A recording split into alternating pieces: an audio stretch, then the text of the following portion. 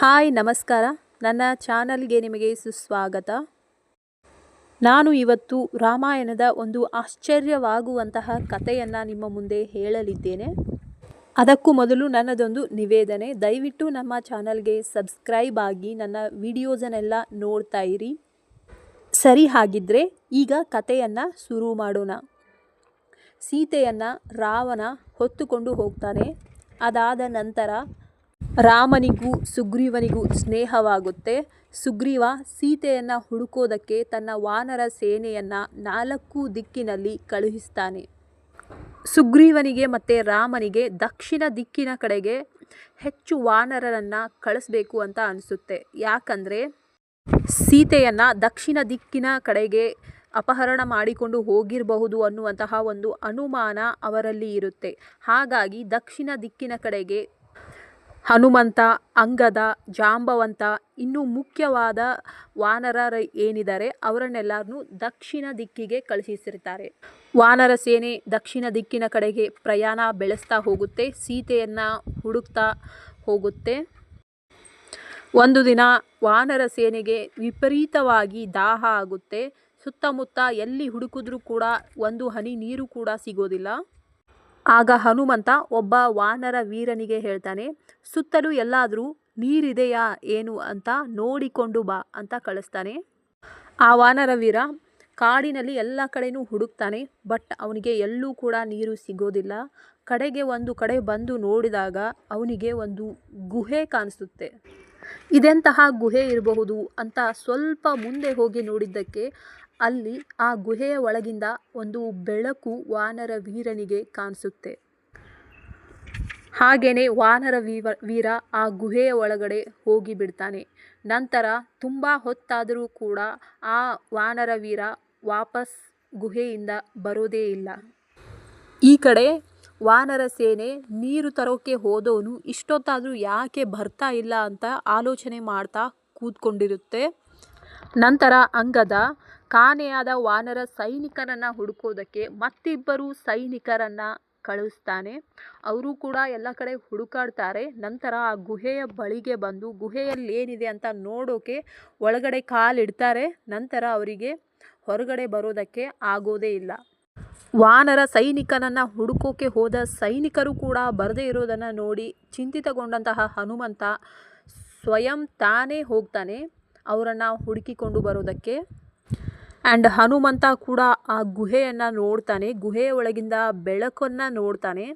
So ಇಲ್ಲಿ ಬೆಳಕಿರೋದ್ರಿಂದ ಇಲ್ಲಿ ಯಾರಾದರೂ ಇರ್ಬೋದು, ನಮಗೆ ನೀರು ಕೊಡ್ಬೋದು ಅಂತ ಹೇಳಿ ಹನುಮಂತ ಕೂಡ ಆ ಗುಹೆಯ ಒಳಗಡೆ ಪ್ರವೇಶ ಮಾಡ್ತಾನೆ. ನಂತರ ಆ ವಾನರ ಸೇನೆಗೆ ಮಹದಾಶ್ಚರ್ಯ, ಯಾಕಂದರೆ ಹನುಮಂತ ಕೂಡ ವಾಪಸ್ ಬರೋದಿಲ್ಲ. ಅವನು ಕೂಡ ತುಂಬ ಹೊತ್ತಾದರೂ ಕೂಡ ವಾಪಸ್ಸು ಬರೋದಿಲ್ಲ.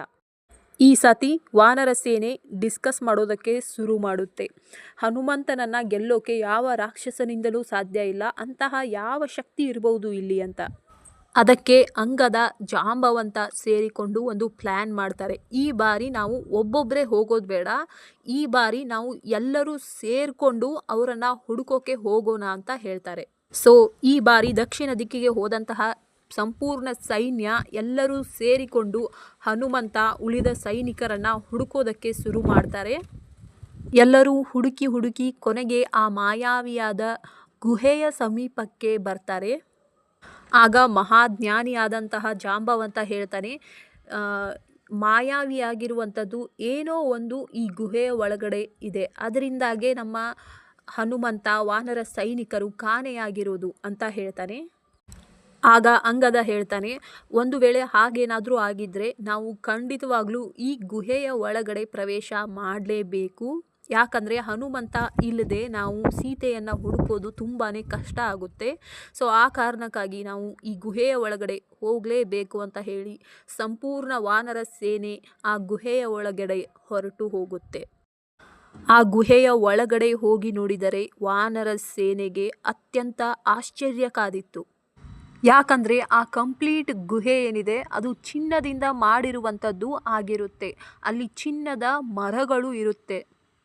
ವಾನರ ಸೇನೆ ಸಾವಿರಾರು ಚಿನ್ನದ ಮರಗಳನ್ನು ನೋಡಿ ಆಶ್ಚರ್ಯಚಕಿತವಾಗುತ್ತೆ. ಅಲ್ಲಿ ಅರಮನೆಗಳು ಇರುತ್ತೆ, ತುಂಬಾ ಭವ್ಯವಾದ ಅರಮನೆಗಳು ಆ ಚಿಕ್ಕ ಗುಹೆಯಲ್ಲಿ ಇರುತ್ತೆ.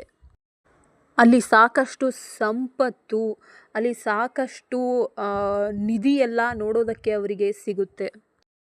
ಎರಡು ಕಣ್ಣುಗಳಿಂದ ವೈಭವೀಕರಿಸಲಾಗದಂತಹ ಒಂದು ಸೌಂದರ್ಯ ಆ ಗುಹೆಯ ಒಳಗಡೆ ಇರುತ್ತೆ. ಕಂಪ್ಲೀಟ್ ಗುಹೆ ಚಿನ್ನ, ಮುತ್ತು, ವಜ್ರ, ವೈಡೂರ್ಯಗಳಿಂದ ತುಂಬಿ ಹೋಗಿರುತ್ತೆ. ಇದನ್ನೆಲ್ಲ ನೋಡಿದಂತಹ ವಾನರ ಸೇನೆಯ ಮನಸ್ಸಿನಲ್ಲಿ ಅವುಗಳನ್ನೆಲ್ಲ ಪಡ್ಕೊಳ್ಳುವಂತಹ ಆಸೆ ಕೂಡ ಜಾಗೃತವಾಗಿರುತ್ತೆ. ಇನ್ನೇನು ವಾನರ ಸೇನೆ ಆ ನಿಧಿಯನ್ನು ಪಡ್ಕೋಬೇಕು ಅಂತ ಅದಕ್ಕೆ ಕೈ ಇಡೋ ಹೊತ್ತಿಗೆ ಅಲ್ಲಿಗೆ ಹನುಮಂತ ಬರ್ತಾನೆ. ಹನುಮಂತ ಅವರಿಗೆ ವಾಪಸ್ ಸಿಗ್ತಾನೆ. ನಮ್ಮದಲ್ಲದೆ ಇರುವಂತಹ ಸೊತ್ತಿಗೆ ನಾವು ಎಂದೂ ಆಸೆ ಪಡಬಾರ್ದು ಅಂತ ಹನುಮಂತ ಅವರಿಗೆ ಹೇಳ್ತಾನೆ. ಇಲ್ಲಿರುವಂತಹ ಚಿನ್ನಾಭರಣ ಸ್ವತ್ತಿಗೆ ನಾವು ಆಸೆ ಪಟ್ಟರೆ ನಾವು ತುಂಬ ದೊಡ್ಡದಾದ ಕಷ್ಟವನ್ನು ಅನುಭವಿಸಬೇಕಾಗಿ ಬರಬಹುದು ಅಂತ ಹನುಮಂತ ವಾನರ ಸೇನೆಯನ್ನು ಸತರ್ಕಗೊಳಿಸ್ತಾನೆ. ನಂತರ ಆ ಎರಡೂ ಸೈನಿಕರು ಕೂಡ ಮತ್ತೆ ಸಿಗ್ತಾರೆ. ಅಷ್ಟು ಹೊತ್ತಿಗೆ ಅಲ್ಲಿ ವಯಸ್ಸಾಗಿರುವಂತಹ ವೃದ್ಧಳಾಗಿರುವಂತಹ ಒಬ್ಬಳು ತಪಸ್ವಿನಿ ಬರ್ತಾಳೆ.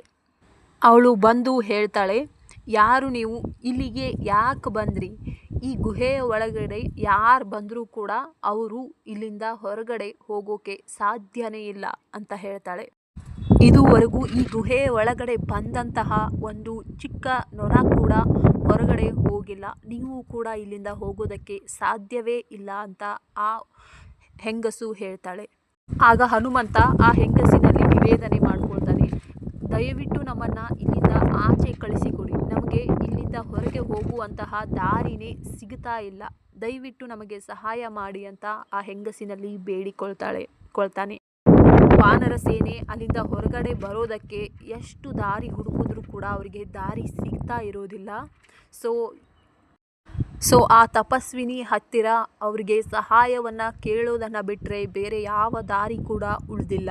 ಆ ತಪಸ್ವಿನಿ ಅವರಿಗೆ ಹೀಗೆ ಹೇಳ್ತಾಳೆ, ಇಲ್ಲಿ ಚಿನ್ನ, ಆಭರಣ, ಸಂಪತ್ತು ಎಲ್ಲವೂ ಕೂಡ ಇದೆ. ಇವೆಲ್ಲವೂ ನಿಮಗೆ ಬೇಡವಾ ಅಂತ ಕೇಳ್ತಾಳೆ.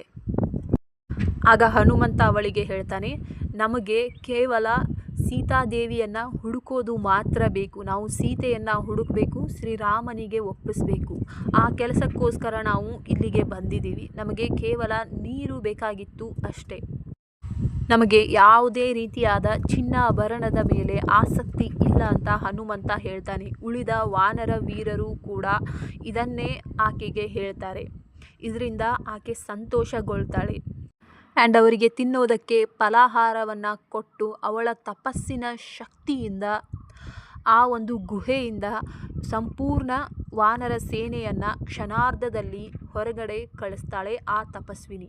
ಒಂದು ವೇಳೆ ವಾನರ ಸೇನೆ ಏನಾದರೂ ಅಲ್ಲಿರುವಂತಹ ಚಿನ್ನ, ಆಭರಣದ ಮೇಲೆ ಆಸೆ ಪಟ್ಟಿದ್ರೆ, ಸ್ವಲ್ಪ ಮೋಹ ಪಟ್ಟಿದ್ರೆ ಅವರು ಅಲ್ಲಿಂದ ಹೊರಗಡೆ ಬರೋದಕ್ಕೆ ಆಗ್ತಾನೇ ಇರಲಿಲ್ಲ. ಆ್ಯಂಡ್ ವಾನರ ಸೇನೆಗೆ ಆ ಗುಹೆಯ ಒಳಗಡೆ ಪ್ರವೇಶ ಮಾಡಿ ಕೇವಲ 1 ಗಂಟೆ ಆಗಿದೆ ಅಂತ ತಿಳ್ಕೊಂಡಿರ್ತಾರೆ. ಆದರೆ ವಾನರ ಸೇನೆ ಆ ಗುಹೆಯ ಒಳಗಡೆ ಪ್ರವೇಶ ಮಾಡಿ 6 ತಿಂಗಳಾಗಿರುತ್ತೆ ಅಂತೆ. ವಾನರ ಸೇನೆಗೆ ಸಮಯದ ಒಂದು ಪರಿವೇ ಇರೋದಿಲ್ಲ. ಆ ಗುಹೆಯ ಒಳಗಡೆ ಪ್ರವೇಶ ಮಾಡಿದ ಮೇಲೆ ಆ ಗುಹೆಯ ಒಳಗಡೆ ಸಮಯ ತುಂಬ ವೇಗವಾಗಿ ಚಲಿಸ್ತಾ ಇರುತ್ತೆ. ಅವರು ಕೇವಲ ಒಂದೇ 1 ಗಂಟೆಯಲ್ಲಿ ಹೋಗಿ ಬಂದ್ವಿ ಅಂತ ತಿಳ್ಕೊಂಡ್ಬಿಟ್ಟಿರ್ತಾರೆ. ಆದರೆ ಅವರ ದೇಹದಲ್ಲಾಗಿರುವಂತಹ ಬದಲಾವಣೆಗಳು, ಅವರಿಗೆ ಹೆಚ್ಚು ಕೂದಲುಗಳು ಬಂದಿರುವುದು, ಇವೆಲ್ಲವನ್ನು ಗಮನಿಸಿದಾಗ ಅವರಿಗೆ ಗೊತ್ತಾಗುತ್ತೆ ನಾವು 6 ತಿಂಗಳು ಆ ಗುಹೆಯ ಒಳಗಡೆನೇ ಇದ್ವಿ ಅಂತ. ಈ ವಿಚಾರ ತಿಳಿದ ಮೇಲೆ ವಾನರ ಸೇನೆಯ ಎದೆ ಒಡೆದು ಹೋಗುತ್ತೆ. ಯಾಕಂದರೆ 6 ತಿಂಗಳಲ್ಲಿ ಸೀತೆಯನ್ನು ಹುಡುಕಿಕೊಂಡು ಕರೆದುಕೊಂಡು ಬರಬೇಕು ಅಂತ ಸುಗ್ರೀವನ ಆಜ್ಞೆ ಆಗಿರುತ್ತೆ, ವಾನರ ಸೇನೆಯ ರಾಜನ ಆಜ್ಞೆ ಆಗಿರುತ್ತೆ. ಆದರೆ 6 ತಿಂಗಳು ಆ ಗುಹೆಯಲ್ಲೇ ಹೋಗ್ಬಿಡ್ತು ಇವ್ರದ್ದು. 6 ತಿಂಗಳಿಗೆ 2-3 ದಿನ ಲೇಟ್ ಆದರೂ ಕೂಡ ಅವರನ್ನು ಗಲ್ಲಿಗೇರಿಸ್ತೀವಿ ಅಂತ ರಾಜನ ಆಜ್ಞೆ ಆಗಿರುತ್ತೆ. ಸೊ ಹೀಗಾಗಿ ವಾನರ ಸೇನೆಯ ಧೈರ್ಯ ನೆಲ ಕಚ್ಚಿರುತ್ತೆ. ಅಲ್ಲಿ ಹೋದರೂ ಕೂಡ ನಮ್ಮನ್ನು ಗಲ್ಲಿಗೆ ಏರಿಸ್ತಾರೆ. ಅದಕ್ಕಿಂತ ನಾವು ಸೀತೆಯನ್ನು ಹುಡುಕೋದೇ ಬೆಟರ್ ಅಂತ ಆಲೋಚನೆ ಮಾಡಿ ಸೀತೆಯನ್ನು ಹುಡುಕುವಂತಹ ಪ್ರಯಾಣವನ್ನು ವಾನರ ಸೇನೆ ಯಥಾಪ್ರಕಾರ ಮುಂದುವರಿಸುತ್ತೆ. ಸೊ ಇದು ಇವತ್ತಿನ ಕಥೆಯಾಗಿತ್ತು. ಈ ಕತೆ ನಿಮಗೆ ಇಷ್ಟ ಆಗಿದ್ದರೆ ನಮ್ಮ ಚಾನಲ್ಗೆ ಸಬ್ಸ್ಕ್ರೈಬ್ ಆಗಿ ಇದೇ ರೀತಿ ನನ್ನ ಎಲ್ಲ ವೀಡಿಯೋಸನ್ನು ನೋಡ್ತಾ ಇರಿ. ಧನ್ಯವಾದಗಳು.